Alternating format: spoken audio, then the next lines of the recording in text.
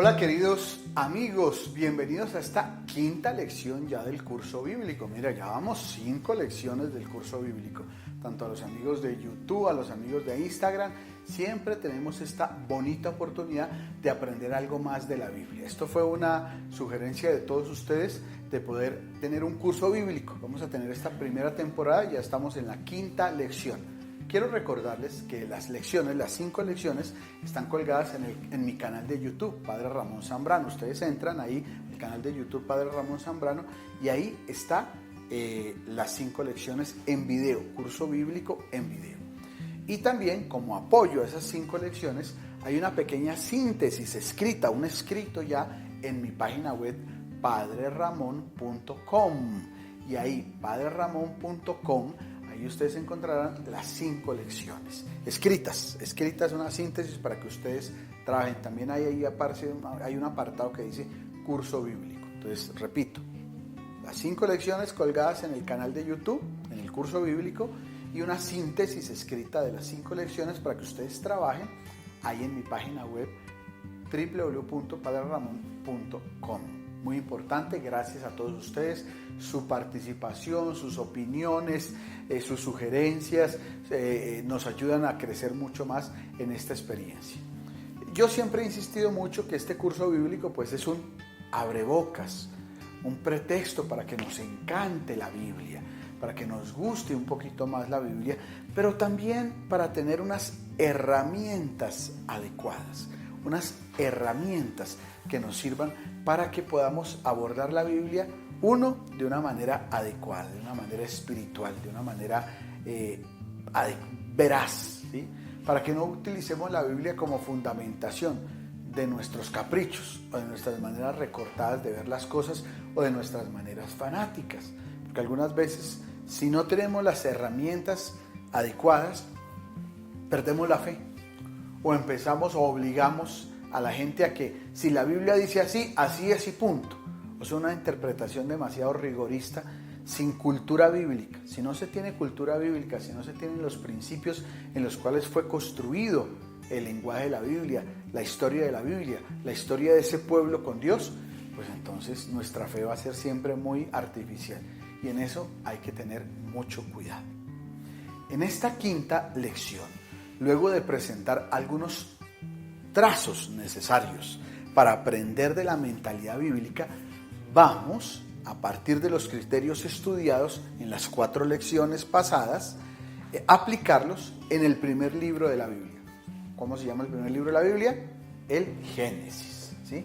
Entonces, va a ser muy importante para que ustedes entiendan esta lección haber recordado las 4 lecciones anteriores, los 4 videos anteriores, porque hoy vamos a hacer como una aplicación de lo que hemos hecho en las 4 lecciones anteriores a partir de una lectura continuada del libro del Génesis. ¿Qué les recomiendo? Pues una Biblia. Siempre me dicen, padre, ¿cómo se sabe si una Biblia es católica? Pues lo primero, comprándola en una librería católica. Eso es lo más normal. Y lo segundo, pues en la misma Biblia, al comienzo, la Biblia dice aprobación eclesiástica, imprimatur, con la firma de un obispo, que dice precisamente que está aprobada. Pero si tú vas a una librería católica en cualquier lugar o en tu parroquia, pues ahí vas a conseguir una Biblia católica. Entonces, va a ser muy importante que hayas visto los 4 videos donde trabajamos mucho esa cultura bíblica, esa manera como la Biblia nació en un pueblo, en unas tribus, para entender lo que te voy a exponer ahora. Nos acercamos al primer libro de la Biblia, el Génesis. Con estas herramientas que te voy a dar, cuando lo leas, lo vas a entender mejor, ¿ya? Génesis es una palabra griega. Es una palabra griega. ¿Qué significa esto? Nacimiento.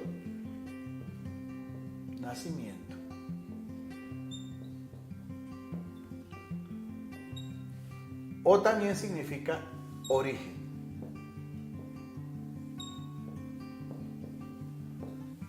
Origen.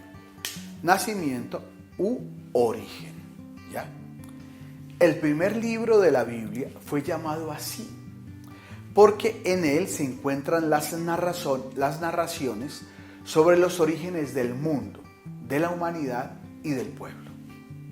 ¿Ya? Ese es el primer libro de la Biblia. En él se encuentran las narraciones.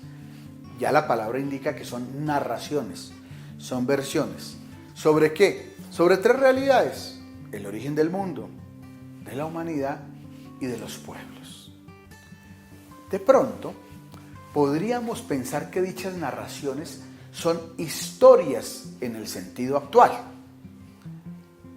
Historias como las hace un historiador que escribe un libro sobre alguna situación histórica. Son ante todo reflexiones del pueblo sobre sus orígenes y el origen de las cosas. Deténganse ahí porque yo sé que ahorita viene una oleada de preguntas. Si no entendemos que el Génesis son reflexiones del pueblo, ¿de cuál pueblo?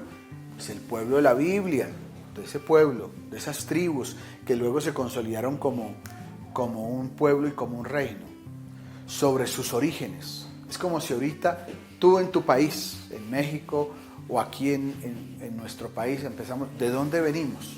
Nos preguntáramos, ¿de dónde venimos? ¿Quién nos creó? ¿Cómo fue todo? Y esas reflexiones pues trajeran unas respuestas. Sin embargo, al hacer esto, el pueblo de Israel, el pueblo de Dios, mantiene un ojo en su realidad presente y otro en el pasado. Eso es lo que nos cuesta trabajo entender de cómo se escribió la Biblia, ¿sí? Porque por razones tal vez infantiles o porque no nos han explicado, siempre pensamos que es como un camarógrafo que está detrás del hecho, ¿sí? Y así no está escrita la Biblia. La Biblia es el pueblo de Dios que mira su pasado, pero desde su presente. ¿Ya? Su interés no es dar una explicación científica o histórica de su pasado. ¿Ya? Una cosa es los científicos que van y dicen, venga un momentico, vamos a mirar el carbono 14, vamos a excavar y aquí miramos a ver estas células que nos recuerdan que no sé qué y aquí hay un meteoro y no sé qué. Esas son explicaciones científicas. La Biblia no pretende eso. De ninguna manera la Biblia pretende explicaciones científicas o históricas de su pasado. Contar, eso sí quiere la Biblia, contar ese pasado para explicar la realidad que vive en el presente. Esto es algo fundamental. El pueblo de Dios escribe cómo es su pasado para entender su presente. ¿Ya?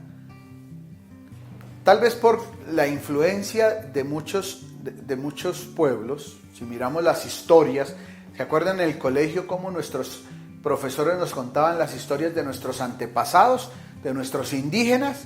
Cómo ellos interpretaban cómo fue que creó el cielo, la tierra, la creación, sus mitos, sus maneras de ser, son maneras de releer su pasado. ¿Quién nos creó? ¿Cómo nos creó? ¿De dónde venimos? ¿Para dónde vamos?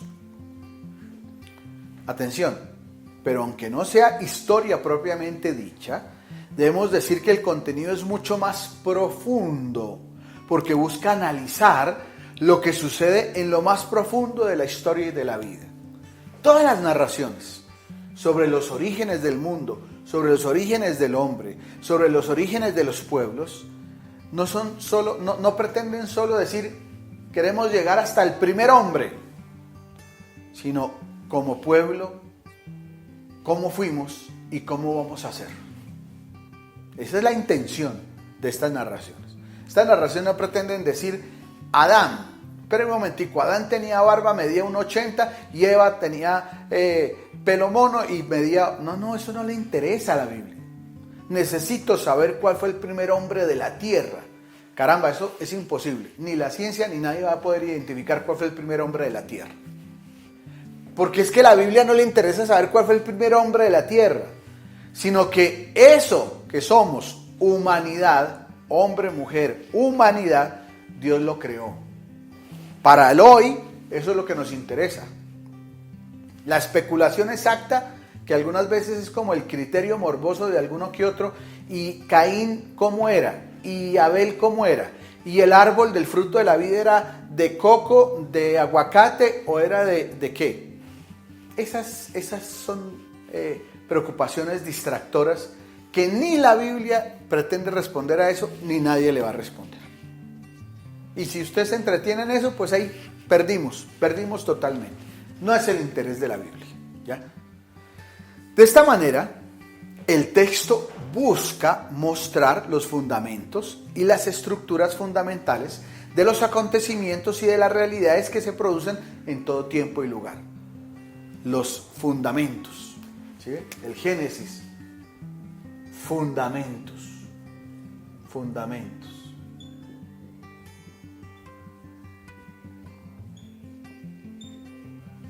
A la Biblia y al pueblo que tuvo una revelación hermosa de Dios, no le preocupa exactamente la fecha en que el mundo fue creado, o si lo creó hace 50.000 millones de años o 20.000 millones de años. Eso no le interesa.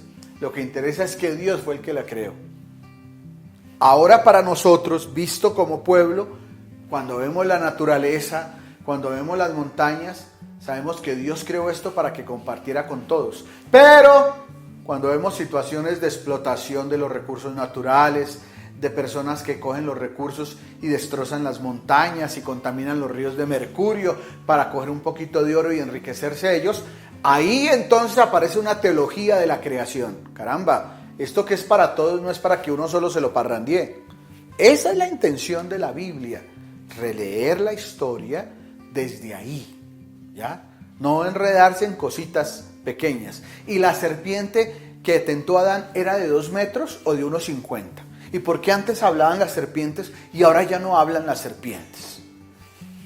No está, la Biblia ni el pueblo de Israel es tan tonto de construir esto para meternos a nosotros, hombres del siglo XXI, a decir, es que antes las serpientes hablaban, ahora ya no hablan, solo hacen psst, nomás.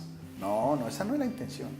La intención es que a través de esta construcción hermosa, inspirada de los relatos sobre la creación, sobre el pecado, sobre nuestros pueblos, nosotros digamos, caramba, no perdamos nuestros orígenes, no perdamos lo que somos. Caramba, siempre este asuntico del pecado siempre ha estado. Caramba, siempre en la constitución de nuestros pueblos hay estas diferencias. No perdamos eso. Dios nos vuelve otra vez a ser pueblo. Entonces, todo esto que les digo son como modelos para que comprendamos la vida y la historia que vivimos. Esa es la razón de ser. Esos textos del Génesis no están hechos para que uno mire el pasado, así fue, sino eso nos invita a que seamos de una manera distinta hoy.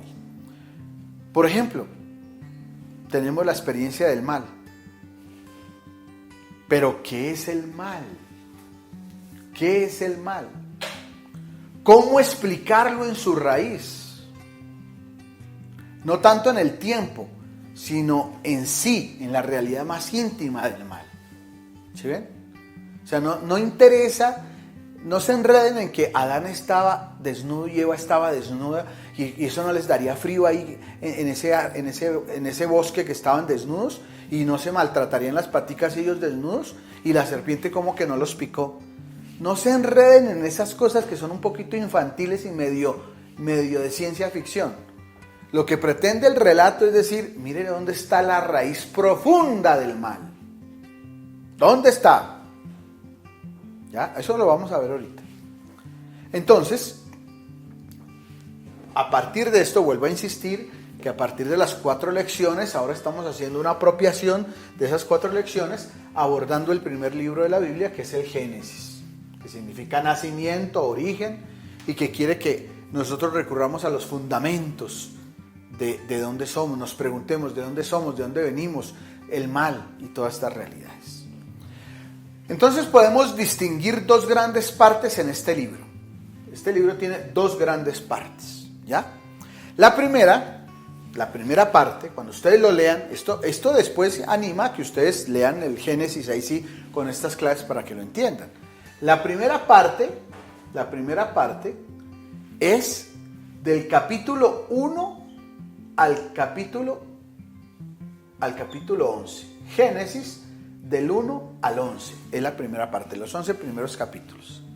que presentan un aspecto bastante general y se orienta a mostrar el origen del mundo, de la vida y el proceso de la historia de la humanidad dominada por la ambigüedad. Los primeros 11 capítulos del Génesis lo que pretenden es eso, con esa construcción tan hermosa, tan poética, tan llena de imaginación, tan pensada en los niños, para los niños, es pensada más en los niños, cómo es todo, ¿ya? Cómo es la vida, cuál es el proceso de la historia y la humanidad, dominada por las ambigüedades. Ahorita más tarde vamos a mirar eso. Y la segunda parte, que sería del capítulo 12 al capítulo 50. Génesis, segunda parte, del capítulo 12 al capítulo 50, es donde se encuentran los conjuntos de relatos populares sobre las raíces distantes y oscuras de la historia del pueblo de Dios. ¿Ya? El contenido del libro da el aspecto de una verdadera colcha de retazos. O sea, cuando uno lee el Génesis, cuando lo van a leer, es una colcha de retazos, formada por leyendas, por caos, por historias, genealogías, materiales muy diversos que fueron reunidos y ensamblados, ¿ya? O sea, ese libro es un libro que hay muchas cosas. Es como si estuviéramos en una vieja bodega y abriéramos un viejo baúl en el que la familia guardó poco a poco sus fotografías, objetos queridos, vestidos viejos, todo está metido ahí. Podemos decir también que el libro necesitó, atención a esto, casi 1000 años para llegar a su forma actual, como lo conocemos ahora.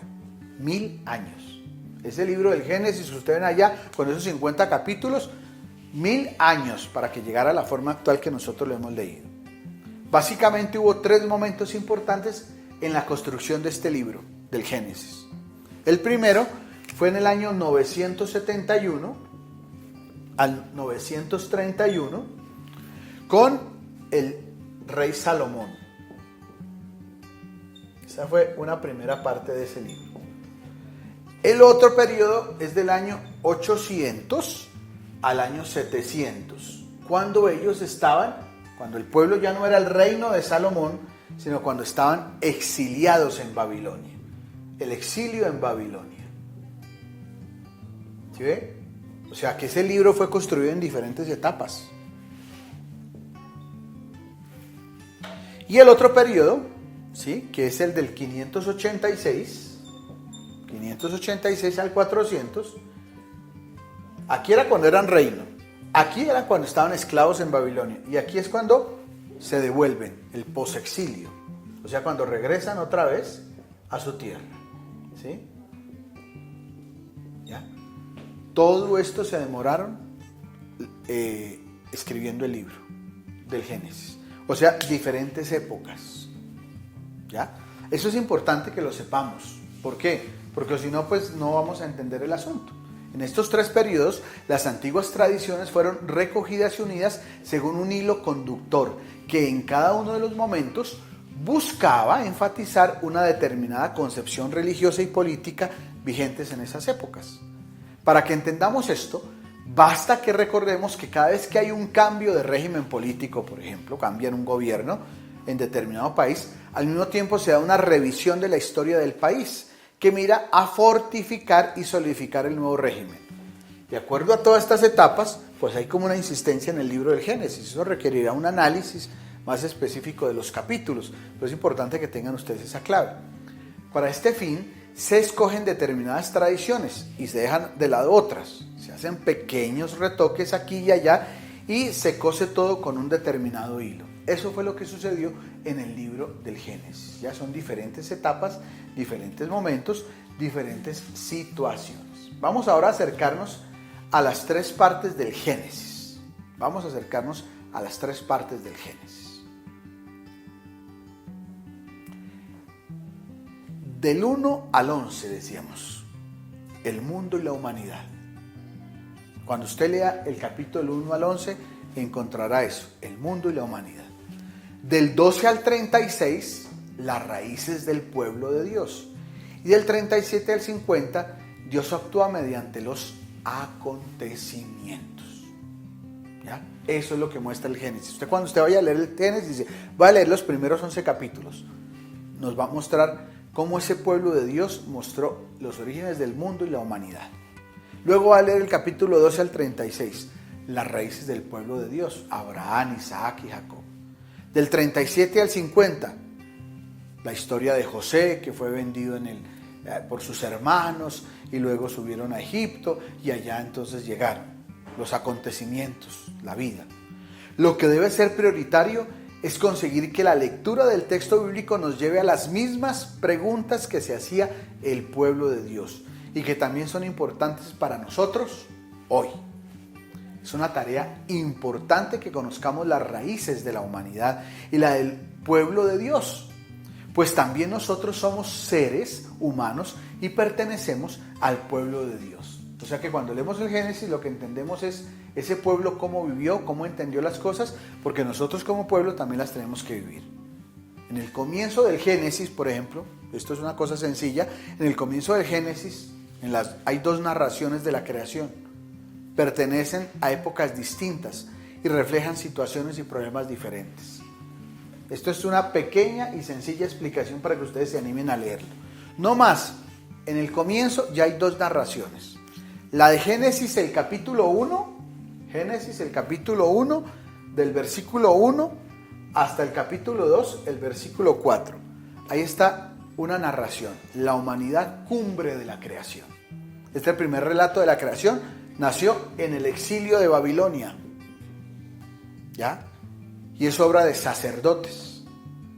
No voy a profundizar mucho en el asunto, pero si aquí están esclavos y otro pueblo los invadió, todas sus tradiciones, está en peligro que pierdan todas sus tradiciones, su Dios, su religión y todo.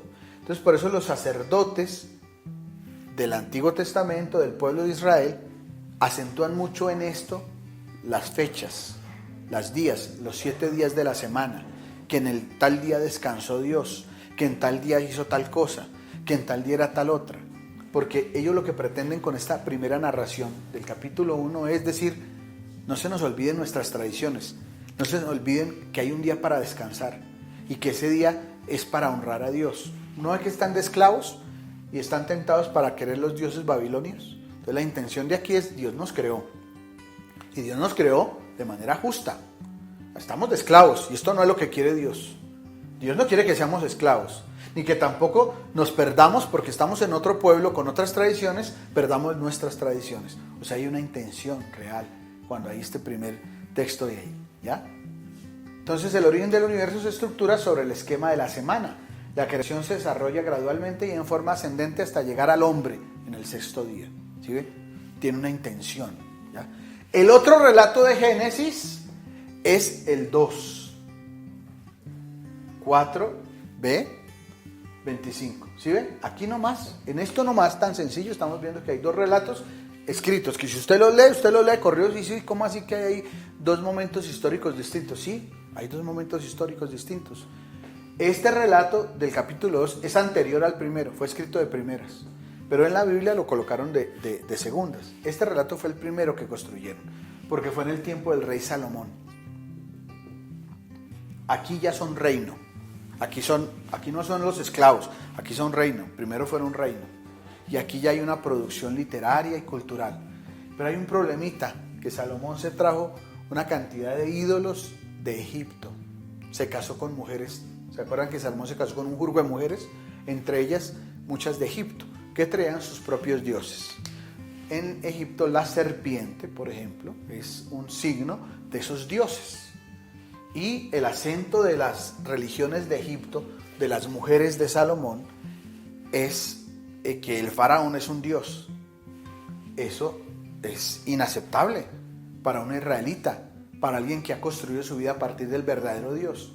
Entonces ahí se construye otro estilo de narración de la creación, ¿ya? La primera narración comenzaba con la ordenación del mundo a partir del agua. Esta comienza a partir de la tierra seca o desierto de Egipto. El foco es el tema de la fertilidad del suelo. La pregunta es diferente. ¿Cuál es la función del hombre en la naturaleza? O sea, aquí somos reino. ¿Y qué es lo que nos define? ¿Los otros dioses o lo que Dios nos puso a hacer a nosotros, ¿ya?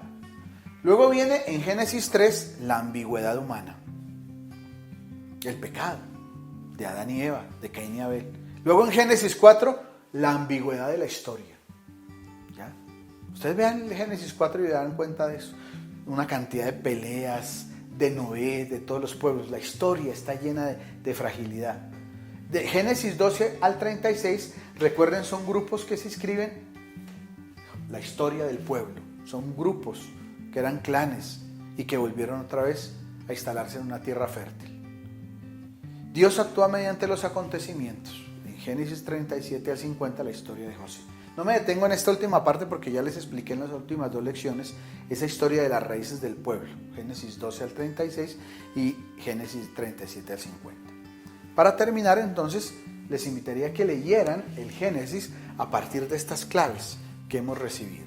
Lean este video, vuélvanlo a ver, y ahí, a partir de eso van leyendo también el libro del Génesis. Bien, vamos ahora a hacer un momento de oración, ¿ya? Hicimos la parte, la parte de encontrarnos con el texto, pero ahora vamos a hacer oración, ¿listo? Entonces, siempre recuerden que no solo es aprender a leer la Biblia, a tener unos criterios bíblicos, sino también ahora la Biblia está hecha para que nos encontremos con Dios. Nos vamos a orar, vamos a orar.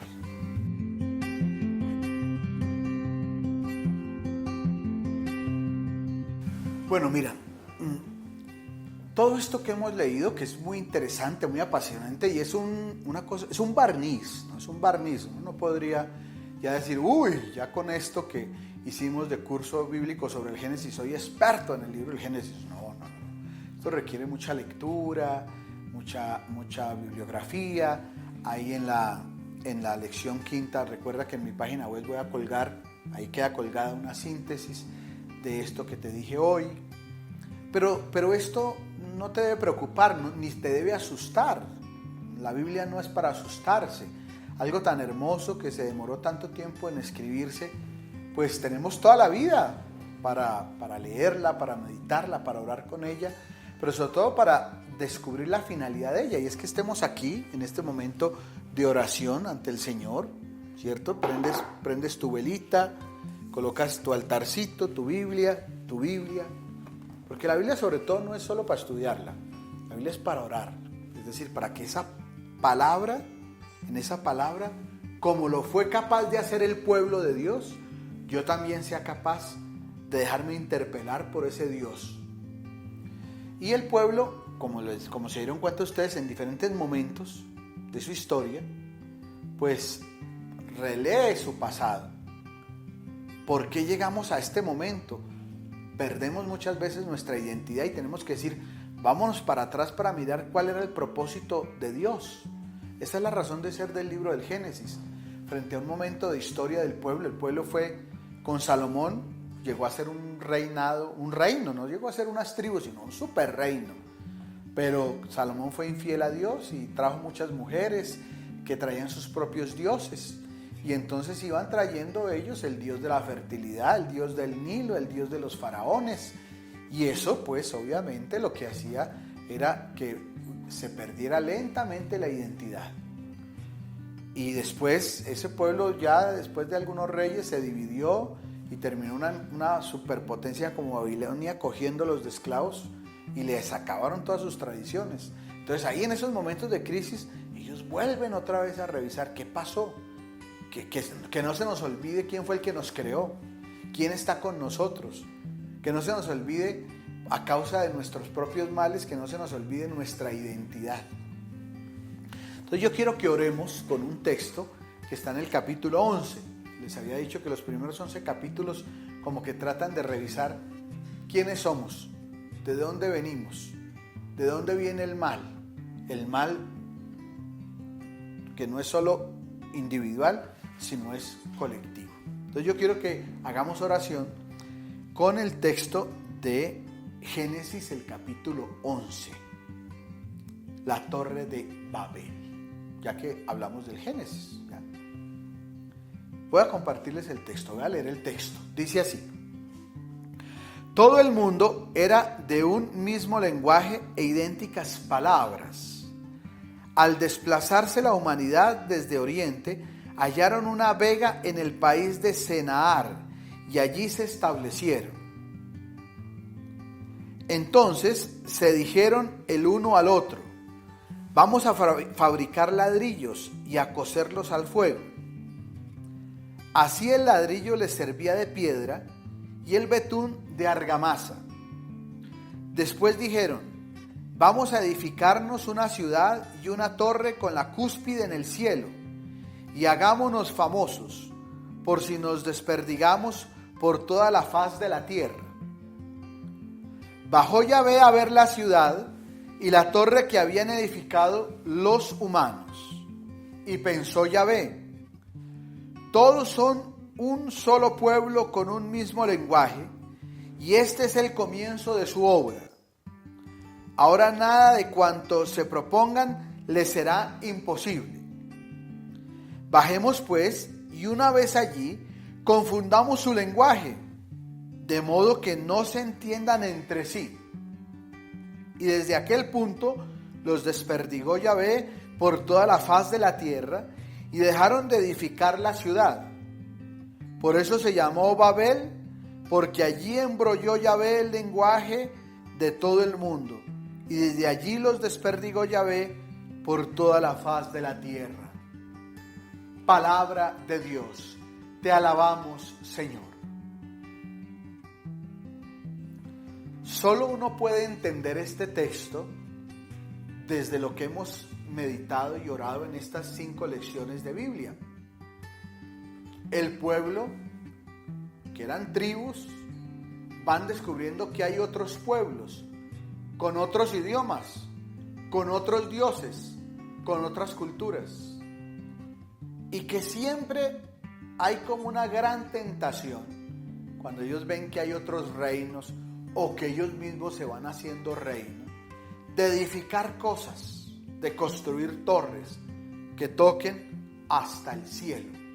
Era como una tendencia propia tanto del tiempo de Salomón como de Babilonia, el gran imperio babilonio, de construir grandes palacios, de construir grandes edificaciones que mostraran la divinidad del rey.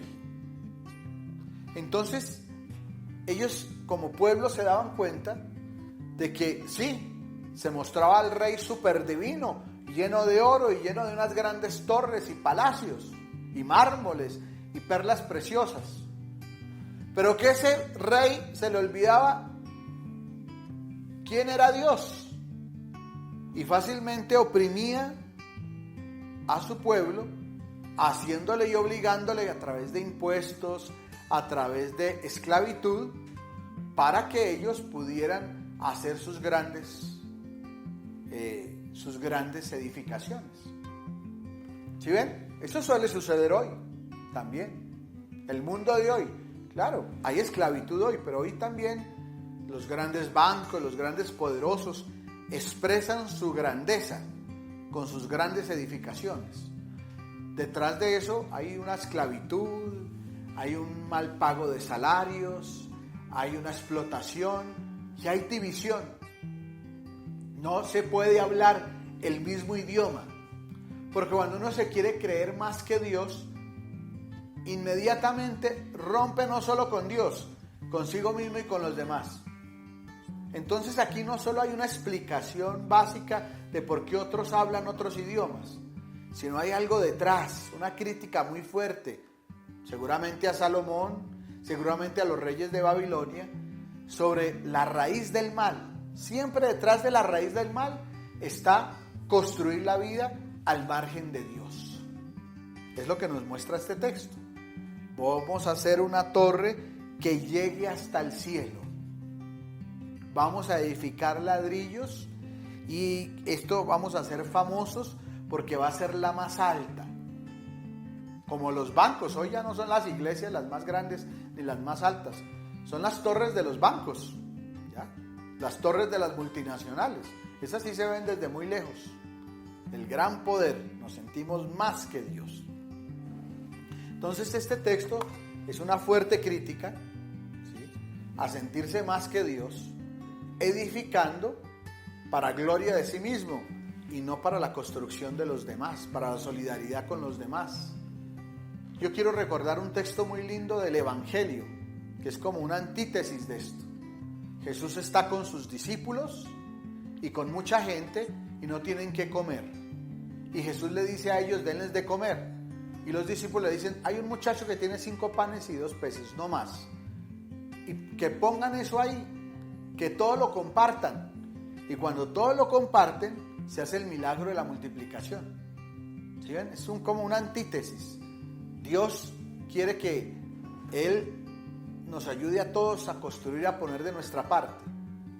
El mal siempre trata de decir, haga su vida al margen de Dios y siéntase que usted es Dios. Bien, estamos en oración.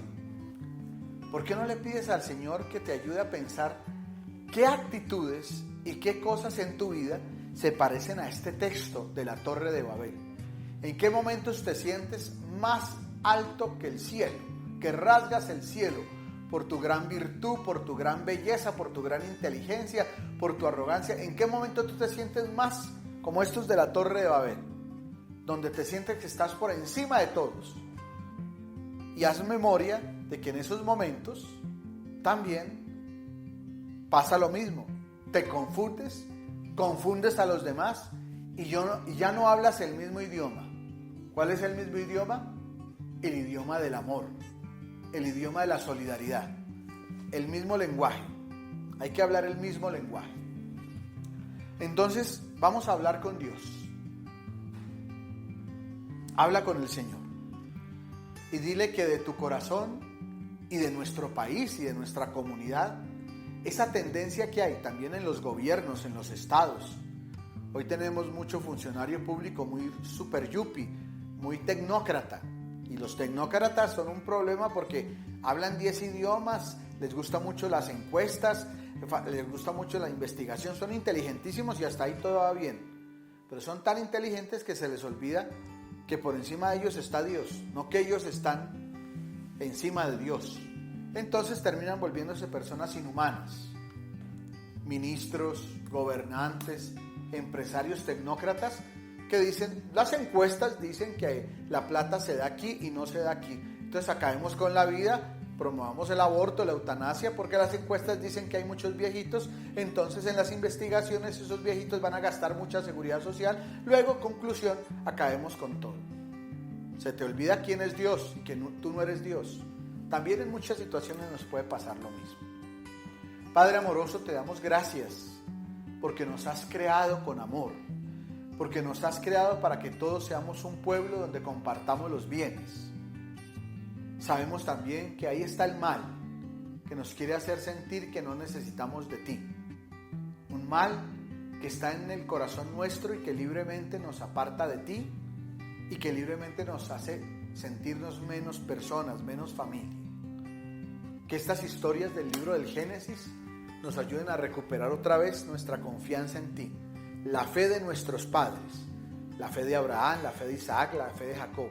Y aún en los vericuetos y en los acontecimientos ambiguos de la vida podamos descubrirte, como lo hizo Abraham, como lo hizo José, como lo hizo Moisés. Descubrirte, más bien porque tú te manifiestas. No es que nosotros seamos muy inteligentes y te descubramos, sino que tú en la creación, en nuestra historia, en nuestro pueblo, te manifiestas. Gloria al Padre, al Hijo y al Espíritu Santo, como era en el principio, ahora y siempre, por los siglos de los siglos. Amén. Te agradezco mucho de participar en esta quinta lección. Recuerda que entras a mi página web, padreramon.com, y ahí encontrarás una síntesis de lo que trabajamos hoy en la guía. Este video queda colgado 24 horas en Instagram, pero también queda colgado en mi canal de YouTube en la sección Curso Bíblico. Ahí está colgada la primera lección, la segunda lección, la tercera lección, la cuarta y esta quinta. Para nosotros es muy importante tus opiniones y tus sugerencias. Ahí hay una manita que hace así, que si tú la pisas con el computador dice me gusta. Vale la pena que nos apoyes, que hagas que esto crezca. Vamos a seguir haciendo todos estos videos con tu ayuda. Por eso reenvíale esto a otros. Y si todavía no me sigues en mis redes sociales, te invito a que lo hagas en Instagram, en YouTube YouTube, en mi canal de YouTube, en Twitter, en todas estas redes sociales por Padre Ramón Zambrano me encuentras. Gracias, Dios te bendiga y seguimos adelante en esta experiencia bonita de descubrir a Dios en nuestra historia a través de la Sagrada Escritura.